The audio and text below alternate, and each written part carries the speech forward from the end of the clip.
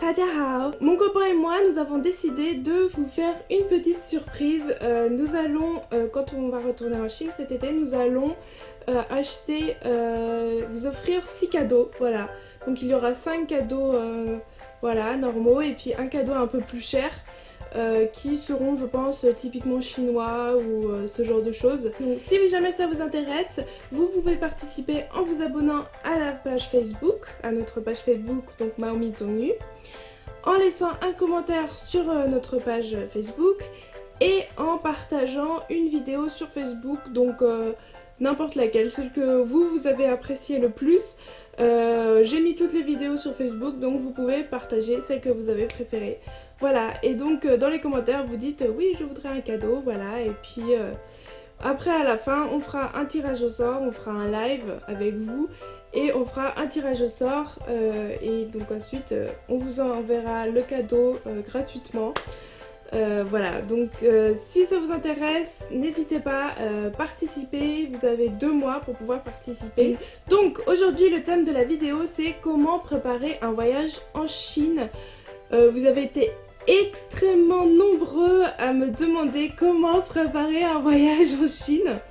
Alors je vais surtout parler de tout ce qui est documents officiels aujourd'hui, tout ce qu'il faut préparer, tout ça. Et tout ce qu'il faut emmener, donc genre dans sa valise.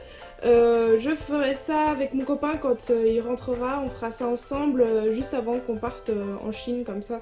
Comme on sera en plein dedans, on saura ce qu'il faut vraiment prendre et j'oublierai rien. Mon copain a travaillé l'année dernière dans une agence de voyage spécialisée en Chine, enfin en France mais spécialisée sur la Chine. Et donc il m'a redonné tout ce qu'il faut apporter pour faire un visa et ça dépend des visas en fait. Pour un visa tourisme, donc ça c'est un visa L je crois, il faut un formulaire officiel de demande de visa, donc pour ça il faut en télécharger un sur internet. Soit vous passez par une agence de voyage qui va s'en occuper, ou soit vous pouvez faire ça vous-même et dans ce cas là il faut télécharger sur le site officiel une demande de visa. Très important, mon copain m'a dit ça c'est très important.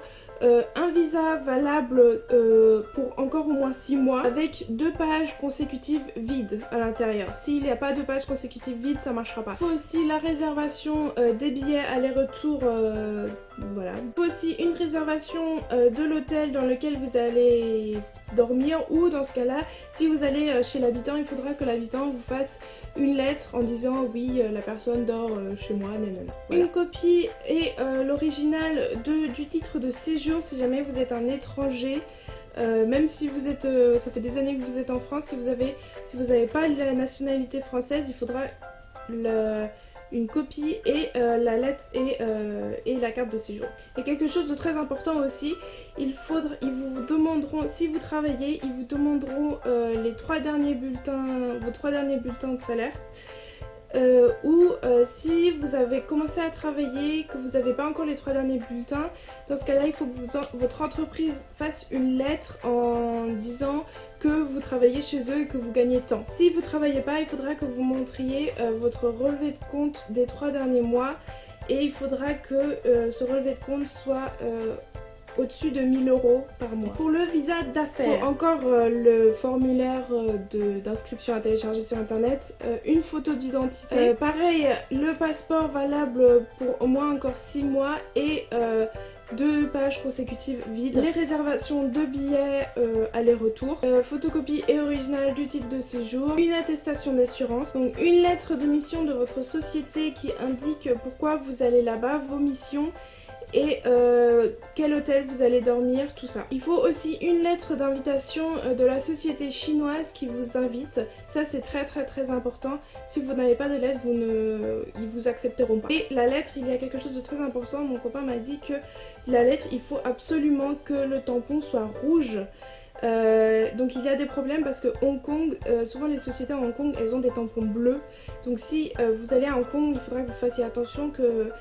Je sais pas exactement comment ça se passe, mais dans ce cas-là, il faudrait que vous demandiez à la société à Hong Kong de faire avec un tampon rouge, parce que sinon l'ambassade n'accepte pas. Et il faut également une réservation d'hôtel, de là où vous allez habiter. Donc si jamais c'est chez l'habitant, pareil, il faudrait que l'habitant fasse une lettre qui stipule comme quoi vous allez dormir chez lui. Pour le visa de visite familiale, donc il faut encore le formulaire à télécharger sur internet, une photo, le passeport valable de... en fait ça c'est pour toi.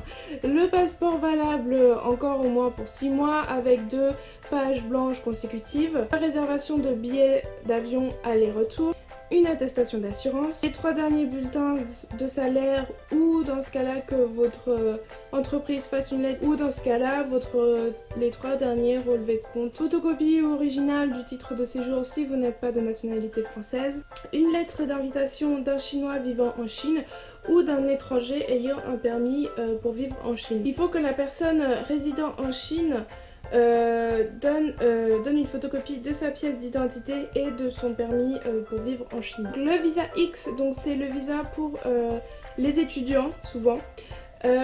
Donc c'est toujours la même chose, le formulaire à télécharger sur internet, une photo d'identité, le visa valable encore au moins pour 6 mois avec 2 pages consécutives vides, une attestation d'assurance et une attestation de scolarité livrée par votre université en Chine qui stipule que vous allez bien étudier dans cette université. Et cette attestation, il faut avoir la photocopie et l'original. Donc pour un visa à entrée multiple pendant 1 an, c'est un peu différent, donc le passeport doit être valable encore au moins pour 15 mois. Il faut montrer son acte de naissance ou son livret de famille. Pour les moins de 18 ans, il faut une photocopie des pièces d'identité des parents. Si les parents sont divorcés, il faut montrer aussi l'acte de divorce et une autorisation parentale pour aller en Chine, signée par les 2 parents. Donc voilà concernant les visas, j'espère que j'ai pu vous éclairer un peu plus. De toute façon, vous pouvez aussi trouver tout ça sur le site de l'ambassade. Ils vous indiqueront tout ce qu'il faut montrer, là il n'y a pas de souci. Ils le montrent par contre pas tout, je crois que pour les 1000 € minimum sur votre compte, c'est pas écrit. C'est mon copain, comme il a travaillé dans l'entreprise, en plus il s'est presque occupé que des visas. Donc c'est là qu'il m'a dit que voilà, si vous n'avez pas minimum 1000 € sur votre compte pendant les 3 derniers mois, ils vous refuseront. Ou pareil pour les tampons rouges, si votre entreprise en Chine n'a pas signé avec un tampon, rouge pour l'invitation, c'est pareil, ils vous refuseront. Donc c'est des petites choses comme ça que vous savez pas forcément, mais voilà, mon copain me l'a dit, donc je vous dis, si jamais vous faites une demande de visa, vous saurez ce qu'il faut montrer. Ensuite, pour une fois que vous êtes en Chine, donc pour tout ce qui est logement, j'ai demandé à mon copain parce que moi j'ai pas vraiment eu de ce genre de problème, parce que nous on a fait avec Airbnb tout ça, enfin on n'a pas vraiment eu ce genre de problème. Mais si jamais vous êtes en Chine par exemple pour une étude, pour une longue durée, pour le logement, mon copain vous conseille vraiment de soit avoir un ami chinois ou français en Chine qui sait comment fonctionne déjà un peu comme le système chinois. Il faudrait que cette personne vous trouve un logement, parce que au niveau de la sécurité en Chine, il y a beaucoup de choses illégales. Et voilà, donc pour votre sécurité, c'est mieux qu'une personne qui s'y connaît déjà s'occupe de votre logement. Pas que vous y allez comme ça, ou pas que vous cherchiez déjà en France sur des sites des logements chinois, parce que on sait pas sur quoi vous allez tomber. Donc pour ce qui est du forfait pour le portable, donc si vous restez pas très longtemps, seulement pour voyager par exemple, moi je pense que ça sert à rien que vous preniez un forfait voilà, en Chine. Vous allez le payer pour rien, moi je trouve, parce qu'avec la wifi tout ça maintenant on n'a pas vraiment besoin. Dans ce cas là vous pouvez aller voir votre opérateur français et dire que vous allez en Chine, et peut-être il y a des forfaits pour quand vous êtes à l'étranger. Par contre si vous restez longtemps pour le travail ou pour les études, donc il y a plusieurs opérateurs chinois. Si jamais vous voulez changer, donc vous allez dans le magasin de l'opérateur et avec votre passeport, et il va vous changer ça en 10 minutes, c'est fait, vous avez votre nouvelle carte SIM. Par contre mon copain m'a dit qu'autrefois il y avait un forfait étranger, je sais pas si maintenant c'est encore le cas, mais si vous êtes étranger vous aurez un autre forfait que les Chinois. Mais je sais pas si ça existe encore, donc à voir. Donc les forfaits chinois qui existent, il y a Lientong, Dianxin et Yidong. Donc ce sont les trois forfaits, les trois opérateurs les plus célèbres, enfin que moi je connais en tout cas. Par contre, je vous dis, si vous rentrez en France, ou enfin même si vous partez, bref, annulez votre forfait parce que si vous le faites pas, vous continuerez de payer. Donc il est très important de l'annuler. Pour l'annuler, il faut retourner chez l'opérateur et dire que vous voulez annuler, voilà. Donc pour tout ce qui est internet, souvent dans les logements il y a déjà la wifi incluse. Donc de manière générale, enfin moi en tout cas j'ai jamais eu besoin de chercher internet parce qu'il y avait toujours internet inclus dans le logement.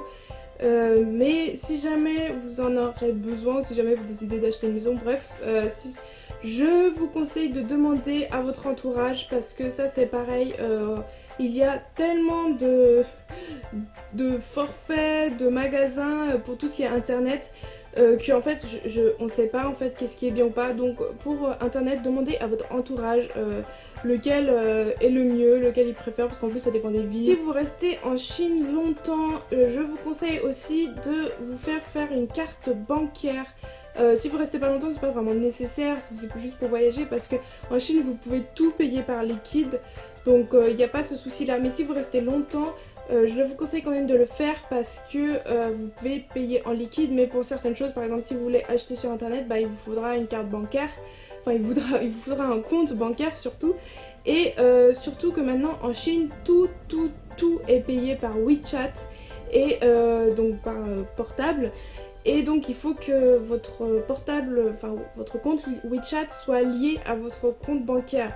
Donc voilà, je vous conseille de le faire si vous restez en tant qu'étudiant ou pour le travail, si vous restez assez longtemps. Les banques les plus célèbres, il y a Dianshi Yinhang, il y a Gongshang Yinhang, Nongye Yinhang et Zhongguo Yinhang.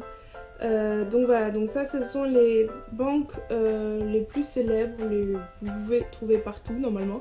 Donc voilà, j'espère que j'ai pu déjà vous éclairer un peu concernant toutes les choses officielles pour quand vous voulez aller en Chine, parce que vous avez vraiment été beaucoup à me demander ça, même en message privé j'en ai reçu énormément. Et donc voilà, j'espère que j'ai pu vous éclairer un peu. Là j'ai vraiment parlé pour les personnes qui veulent rester longtemps en Chine.